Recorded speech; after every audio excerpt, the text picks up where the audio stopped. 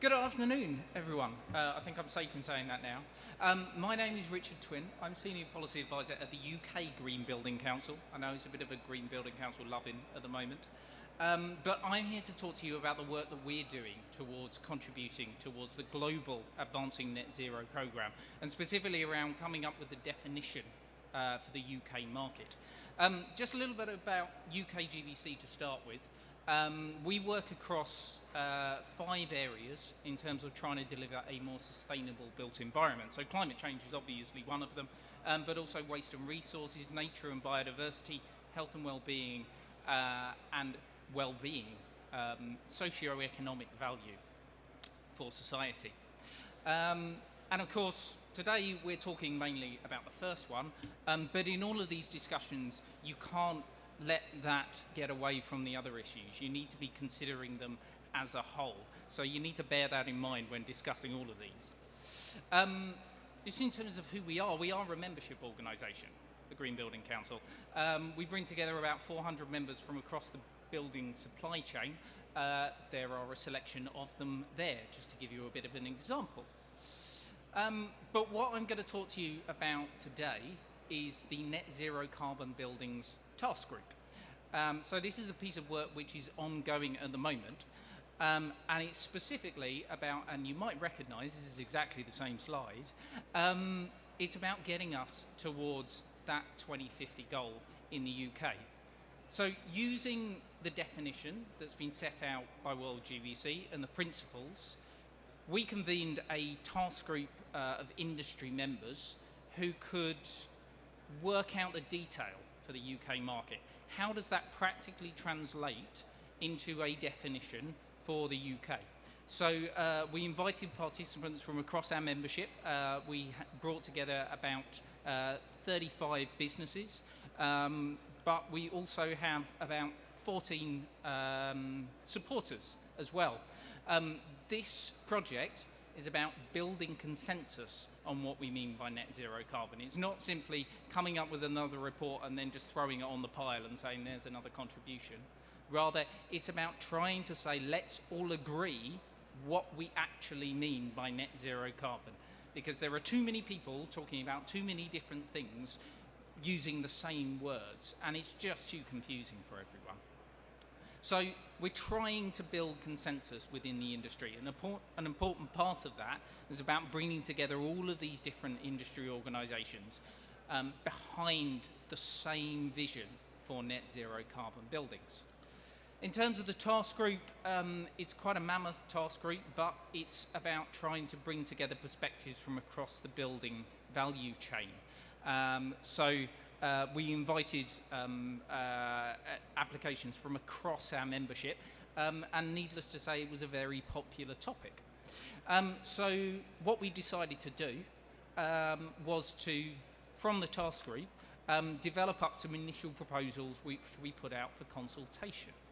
So this is a set of principles which we believe could form the basis of a consistent definition for net zero carbon buildings in the UK.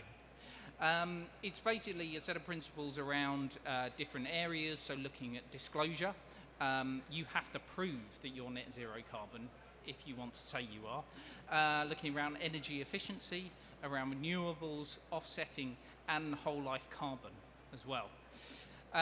The idea was that we try and align with existing initiatives as far as possible, because there's no point in reinventing the wheel. We know there's an awful lot of work on this out there already. But it's rather trying to come up with an agreement as to which of those routes that you should be taking. The ultimate objective then is to come up with a set of coherent principles which can provide a definition for net zero carbon that can be used to inform design strategies, that can be used to inform commitments from businesses, and that can also be used to inform the development of policy in the future. In its basic sense, this is a document which says if someone's claiming that their building is net zero carbon, well, there you go, prove it. That's basically what we're trying to demonstrate. So, what actually was the definition that we've been proposing? Well, net zero operational carbon This is drawing from the principles that the World Green Building Council set out. That basically, over the course of a year, the emissions associated with the building's operational energy use should be zero or negative. So using either renewable energy sources or offsetting. Why is this different to any other definitions we've had previously? I'm thinking zero carbon homes policy, for example. Well, firstly, this is about in-use performance. This is not a regulatory mechanism you comply and then you can just get on with it. This is about ensuring that buildings actually perform at net zero carbon. Secondly, it's relevant to new and existing buildings. We need to transform the entire building stock, so we need to come up with a definition that works for both. Equally, if you're looking at in-use performance, it's a bit ridiculous to just look at new buildings, because existing buildings operate as well. Also, it covers all energy used in a building, both regulated and unregulated. We've excluded process loads and EV charging just because we think those sit outside of the core building facilities. But it's about making sure we're talking about genuine net zero carbon buildings, not just, oh, this complied with a SAP model which said it was. So in terms of the definition, we set out a broad hierarchy. Now, you probably will have seen something quite similar to this before. As I said, we're trying to build as far as possible on what already exists. So starting at the top, you're looking at fabric energy efficiency, trying to look at those passive measures to bring down demand. Secondly, looking at energy efficiency. What are your heating systems? Are they the most efficient that they can be? Equally, to reduce demand as far as possible. Then looking at on-site renewables. As far as possible, can you be generated the energy you need on-site?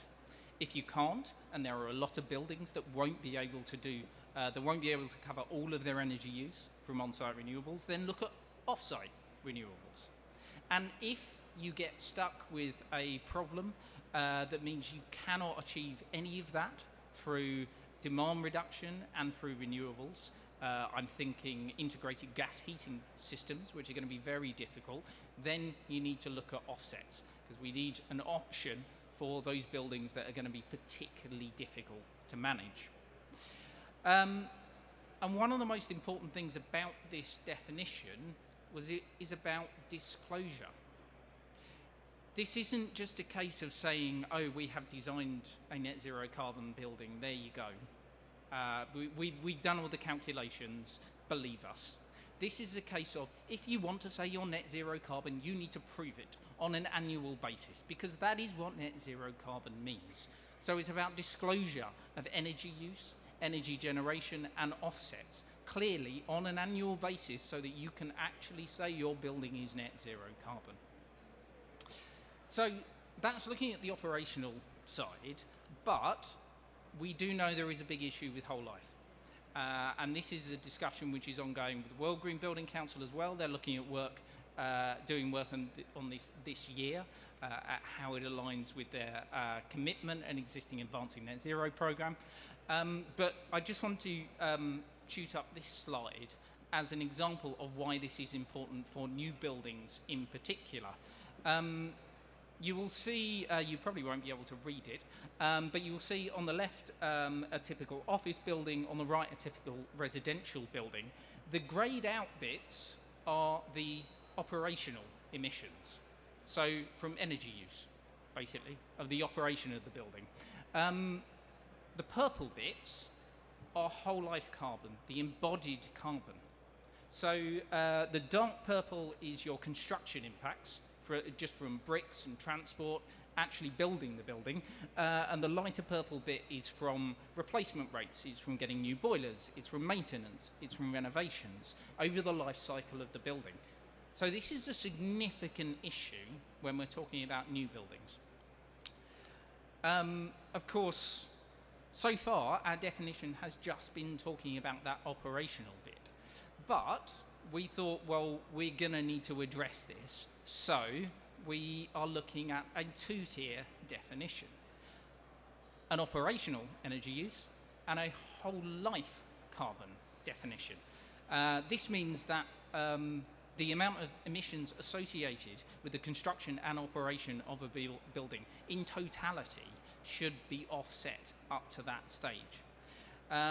There is, of course, a caveat to it, which is you cannot pay off whole life carbon against operational energy. You need, as a minimum, to comply with this, to have already achieved net zero operational carbon, because that has a lot more accuracy attached to it at the moment than whole life does. But in terms of the two-tier definition, what does that practically mean? Well, that means from a whole life perspective, you need to be looking at the embodied impacts of construction and offsetting them either at the point of the completion or over the building life cycle through exporting renewable energy. Then in operation, you of course need to comply with the operational definition. Each year, your operational energy needs to be offset, but you also need to be looking at the embodied carbon impacts of operating that building as well. So are you replacing boilers in a particular year? Are you renovating? Because you need to be offsetting that as well in order to be net zero whole life. And of course, we need to be looking at end of life as well, and reuse. If you're designing for reuse, then that should obviously have a benefit for you up front through the LCA analysis. So you need to be taking account of those. The idea with this two-tier definition is that if you want to be called net zero operational carbon, you go down the bottom. If you want to go that a little bit further and go for whole life carbon, then you take the top route. But we need to move towards the top one in order to address climate change. So over time, we are just going to have to move towards whole life carbon. We need to improve the data available, we need to improve the processes. But just to be clear, it's coming. That's what we're going to need to get to.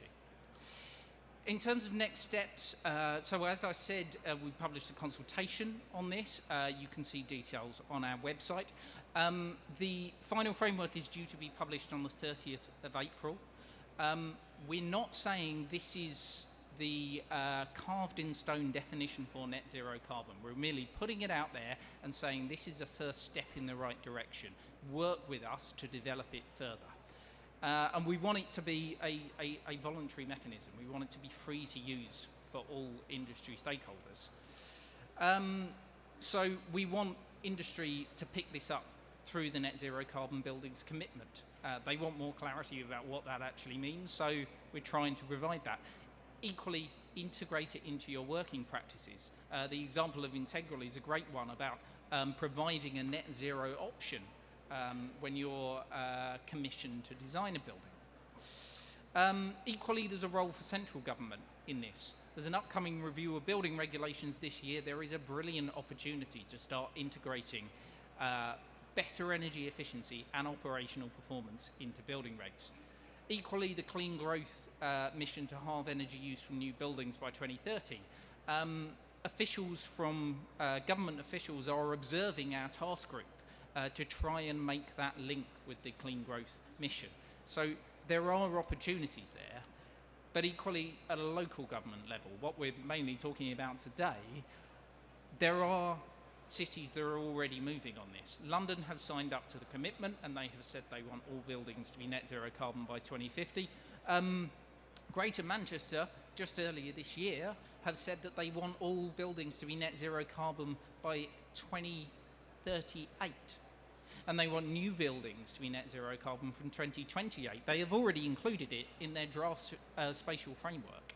And we're going to be working with them to try and work out exactly what are the details of that process. So I would encourage you to take a look at the framework, feedback as well, and where you can integrate it into your own working practices.